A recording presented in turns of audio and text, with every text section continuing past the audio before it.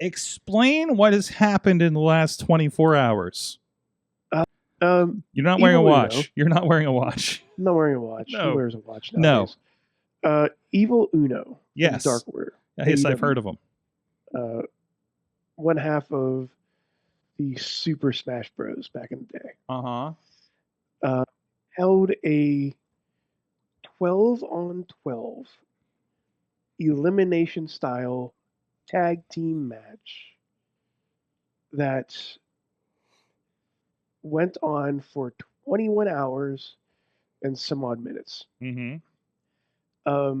If they had the ability, and they were gunning for a 24-hour show, a match for 24 hours.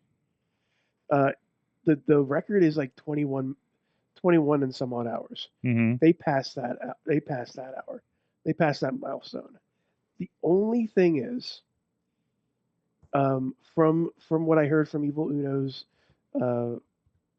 words, it's not going to be official because in order to have it official, they have to pay an abundance of money to have somebody there tracking it. Right. Honestly. And you watched this match too, Sorg. I watched some of it, yes. Yes. It has been, the link has been disabled on YouTube, but I did find it on Twitch. They did say they were going to leave it out. So this is the kind of stuff that was happening. I think this is where I came in when everybody was doing a devil's kiss on each other. Oh yeah, you got the devil's kiss part? Yeah, I was at the devil's kiss thing. So, and I know you were talking to me about this because I guess for like $250 you could be in the cardboard cutout audience for this thing. Yep. You can see in the background there's Colt Cabana, there's Cassidy. Yeah. There's some lady there that wants the wrestlers to kiss. Okay. You can see the signs in the background. There was definitely some kissing at some point. So I turned this on. I tuned in shortly about at the 4-hour mark, right? And Evil Uno was already tired. Oh yeah, he was already done with this by then. I tuned in about probably about 11:30 last night, and MXM Collection was hanging out on there. And at that point, they were going for a little bit. I think they were still doing Devil's Kits, and they're getting slower and more sensual, and it was getting kind of interesting in not great ways. And then there was a point where they would tag in, and obviously not all 12 of them are on this. I didn't see Aubrey was on there too. They're just sitting in this figure 4. Aubrey Excalibur. Yes. Oh, Excalibur too. Awesome. But anyways, around midnight last night, I think they especially started to lose it. Let's see if we can find this here, because they would tag in, clothesline, and do a double down for a 20 count, the slowest 20 count ever. And I watched a half an hour of this, and they would just tag 2 more people in. Oh, that's it. That's it. That's it. Yep.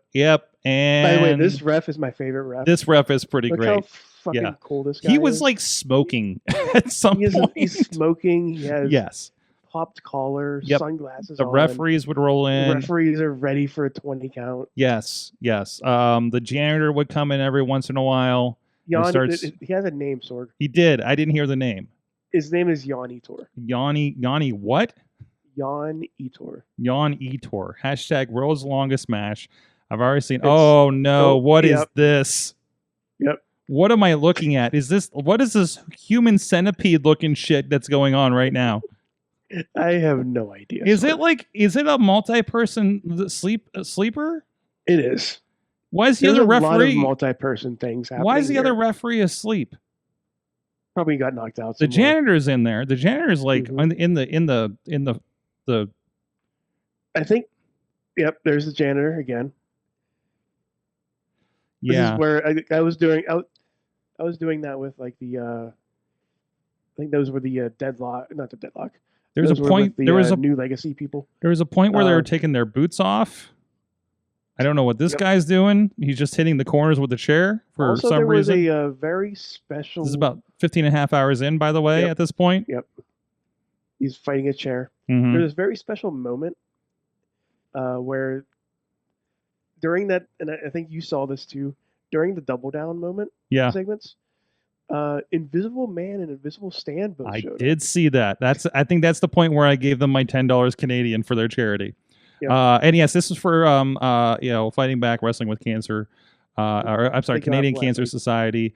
Let's see, they raised well over 25,000. Let's see what they got up to here. Do you know what the final figure was? 32,000 here towards the end of it. So there you go. So I mean, it was just a fun concept. It's goofy. I mean, they do goofy stuff that goes viral all the time on Mr. Wrestling. Yeah, here. This is my favorite part in this one. Okay, what's happening? So during in the middle of the match, I hope they zoom out a little bit. Okay. They're doing. Is he training him? During the middle of a match, Stu Grayson comes in. Hey, Don Castle. Yep, Dalton Castle's there as well as Excalibur. Okay. And he's running a class. Stu Grayson just starts running a class with everybody in. Like, there's 4 people in the front row that were there for training purposes, of course. Not actually there for anything else. But it was just one of those things where it's like, yeah, sure, just have a training. Just train in the middle of a match. The competitors of the match were going out and around the ring. Their referee was following them. It's fine. Okay, so here's where this is where all the chairs came in. Okay, I see.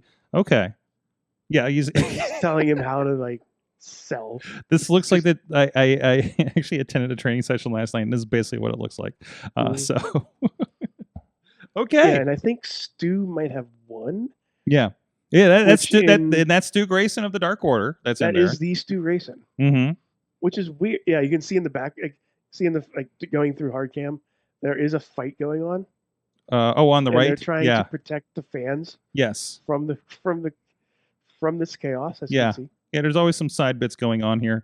Evil Uno came out and became part of the Double Down sequence and everything like that. So it's a fun thing. It was for a good cause. It was goofy. Evil Uno, what we said at the end, he was just like, and we all probably hate each other now. And everything. Like he was like somebody better be going to get pizza or I'm going to have to kill somebody last night around midnight. He did the same thing for breakfast this morning. Oh, did he for breakfast? What was their breakfast? I know you had this on the most of the 24 hours, didn't you? Yeah. I only stayed for a couple hours. Yeah. I missed RJ because RJ City was on right when I came back on last night, or like right after I came on last night. So I missed him, obviously. But yeah, this was just insane. There, like you were mentioning, there was that double down spot. There was the double kiss spot. There was a moment where they did the 10 count, like the 10 punches in the corner. Yeah. A lot. Yeah. That guy. It was a lot of stuff in slow motion for sure. Yes. And a lot of referees doing a lot of weird things. Yes. The guy in the hat, I think he's called Top Dog. Okay. His gimmick is he sells hot dogs. Okay. Okay. During that match, Stu Grayson, in the beginning of the match, Stu Grayson actually took the hot dog and gave that hot dog a Canadian Destroyer. Oh, I think that is during Awesome Cast we were talking about this, and I think that's one that. Let me see if I have that in here because I think I was sent that clip. So, yeah, is this the one where they threw up the X for the hot dog? Yep. Yeah. And this was early on too, right? There you go. Yep. And the referee checks on him. Yep, and he checks on him, and he's going to give him the X. Yeah. Preston, would you participate in a 24-hour match for charity? For charity? Yes. Yeah, for charity. If brothers were just like, hey, man, if you just go to a venue and a booker man's like, yeah, we need you guys to wrestle for 21 hours. That's probably a booking I'm not going to take. But if it's for charity, I'll go out there and I'm not giving a destroyer to a hot dog, but like, no. Yeah, that was definitely a big swing early on in the show. What would your strategy to be to survive 20 1 to 24 hours of something like this. But that's easy. I just don't tag in. Yeah. I'll stand on the apron. That's cool. You know. Okay. Come in for the finish, right? Yeah, I'll come in for the finish. There you go. You need a hot tag. I'll come in. I'll do a double down. That's all right. What is the like? I don't know if they were joking this on the feed or some other conversation I heard. It was just like, how do you discuss who goes over on this? Like, I remember, it's been years. Whoever's standing. Yeah, whoever's standing at that point, right? I remember when we did the Guinness attempt for the world's largest battle royal. I don't think you were around for that one. That was a few years ago, down in West Virginia. They drew a name out of the hat. For who was going to win. For who was going to win out of the 109 people that were involved in that, I think. So, and I think it ended up being Brohemoth. So, it was almost, actually, I think they may have initially pulled Ronnie Starks. There was something where it was very, very close. And they were like, oh, it should have been Ronnie. Yeah. See, for Rumbles and Battle Royal, though, the strategy for, multi-man, 50-man, 100-man, whatever it is, that's easy. You just go the Big E mentality. Yeah. Big E said, when he was at a point in his career where he was going to be done, he was going to bulk to Rumble. Everybody cuts for Mania, wants to look lean, look real good. He was going to bulk to Rumble. Then he was going to lather himself with baby oil and Crisco and Vaseline, slide into the ring and starfish and just dare everybody. To come pick him up. He's the muddy pig. Yeah. He's the muddy pig. Like at that point, everyone else will go out. You're just laying there. No one can grab you. And then it's just you and one final person. It's like, you're still not going to grab me to get me over the rope. Yeah. You might as well go over because then at least only one of us got all this crap on us. T-Pop's in the chat saying at one point Nacho Libre ripoff character named Not Joe Libre stole the hot dog and held it hostage until they reached a certain donation goal. Did they bring him back out? Because they've reached that goal like an hour later. I don't know. I don't know. Listen, there was somebody needs to break down the highlights of this thing. So there was Nacho Libre, which again is crazy that they got away with that. Maybe that's why it's not on YouTube anymore. There was it was up there like 2 hours ago. Like I put it in the rundown and it's gone now. There's a guy that wrestled named, and correct me if I'm wrong, T-Pop. His name is Justin Exile. It's definitely alive. Jason Exile during the stream was his favorite part. Yes, yeah. He is definitely alive.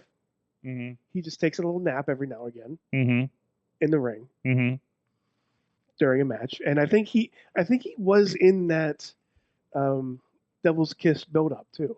Like he did attempt a Devil's Kiss. There's a part, and by the way, Mad Mike is here with us watching this. There's a card game at some point.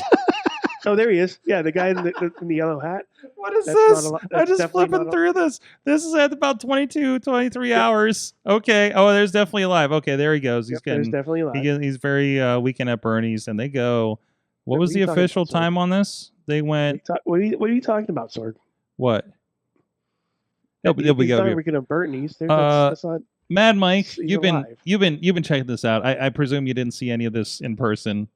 No, I have a child. Yeah, although it would have been really soothing to watch. As much as I would love to watch a 24-hour wrestling match, you do not have to watch the entire 24 hours, but it's fun to drop in. No, Sorg. If I was going to, I'd watch the whole thing because I'm a completionist. Okay, but I better have a spreadsheet of the high spots. I would have some ideas for spots. Okay. I would want there to be a boogeyman spot every 66 minutes. And 6 seconds. I don't think. You mean with the worms? Wrestling. Just someone. Just the worms. Someone creepy coming out from under the ring. Okay. It's like every hour on the hour. The ring wasn't. It's kind of a mid ring. I don't know how much we could stuck somebody under there for this one. So. Sorry, you figure it out. I figure it out. Okay. You figure it out. It's wrestling. You work with it. That's right. By the way, I apologize for my tank top. It is very warm. That's fine. That's fine. That's fine. It hit 105. No. Yeah. So but yeah, I would have so many ideas for spots. Like I would say at like hour 16, you just do 2 minutes from Savage Steamboat. Okay. Like, for no reason. Mm-hmm.